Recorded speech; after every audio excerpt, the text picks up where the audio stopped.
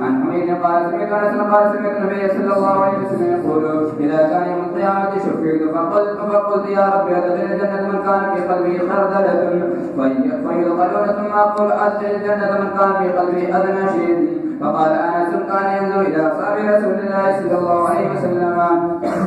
وبه قال حدثنا سليمان بن حرب قال حدثنا عباد بن سعيد قال حدثنا معبد بن هلال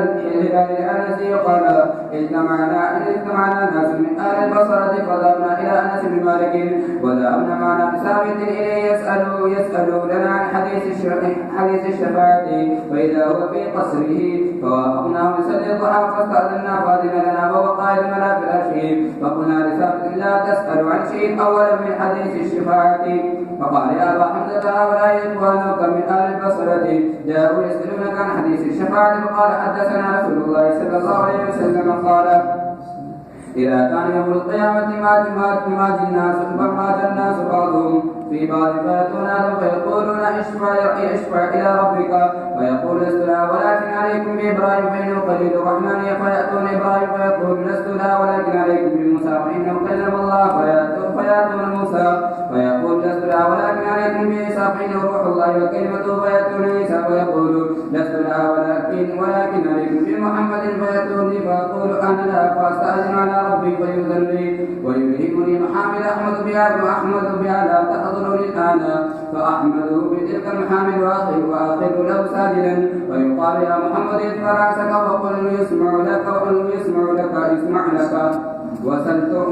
واشفعك شفاع فأقول يا رب أمتي فيقول انطلق فاخذ منها من كان في قلبي مثقال شعيرة من إيمان فانطلق فأفعل ثم أعود فأحمده بتلك المحامد ثم أخذ له ساجدا ويقال يا محمد ارفع رأسك وقل يسمع لك وسلتك واشفعك شفاع فأقول يا رب أمتي فيقال انطلق فأخذ منها من كان في قلبه مثقال ذرة أو خردلة من إيمان فانطلق فأفعل ثم أعود فأحمد بتلك المحامد ثم أقر له ساجدا فيقال يا محمد ارفع رأسك وقل يسمع لك وسلت واشفعك شفاع فأقول يا رب أمتي فيقول انطلق فأخذ منها من كان في قلبه أدنى مثقال حبة من خردل من إيمان فأخذ من النار فانطلق فأفعل فلما خرجنا من عند أنس قلت لبعض أصحابنا لو مررنا بالحسن وهو متوالد في منزل أبي خليفة فحدثنا بما حدثنا أنس بن مالك فأتيناه فسلمنا عليه فآذن لنا فقلنا له يا أبا سعيد جئناك من عند أخيك أنس بن مالك فلم نر مثل ما حدثنا في الشفاعة قال لي فحدثنا بالحديث فانتهينا إلى هذا الموضع فقال لي فقلنا لم يزد لنا على هذا فقال لقد حدثني عودي منذ 20 سنة فلا أدري أن تتكلوا فقلنا يا أبا سعيد فحدثنا فضحك وقال خلق الإنسان عجولا ما ذكرت إلا وأنا أريد أن أحدثكم حدثني كما حدثكم ثم قال ثم أعود الرابعة فأحمده بتلك المحامد ثم أخذ له ساجدا ويقال يا محمد ارفع رأسك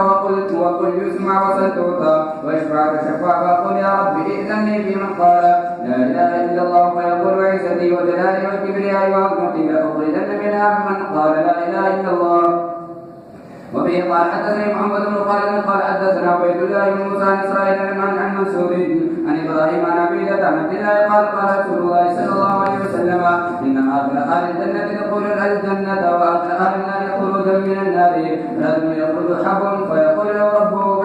ربه ادخل الجنة ويقول ربي الجنة ملأ ويقول له ذلك 3 مرات كل ذلك يعيد عليه الجنة ملأ ويقول ان لكم مثل الدنيا 10 ملايين. وبه قال حدثنا علي بن حجر قال اخبرنا عيسى بن يونس عن الاعمش عن قيسمة عن ابي بن حاتم قال رسول الله صلى الله عليه وسلم ما منكم احد الا سيكلمه ربه ليس بينه وبينه ترجمان فينظر ايمن منه فلا يرى الا ما قدم من عمله وينظر اشأم منه فلا يرى الا ما قدم وينظر بين يديه فلا يرى الا النار تلقاء وجهه فاتقوا النار ولو بشق تمرة. قال الاعمش وحدثني عمرو بن مرة عن قيسمة مثله وزاد فيه ولو بكلمة طيبة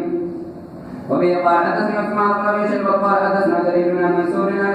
عن ابراهيم عن عبيده عن عبد الله قال جاء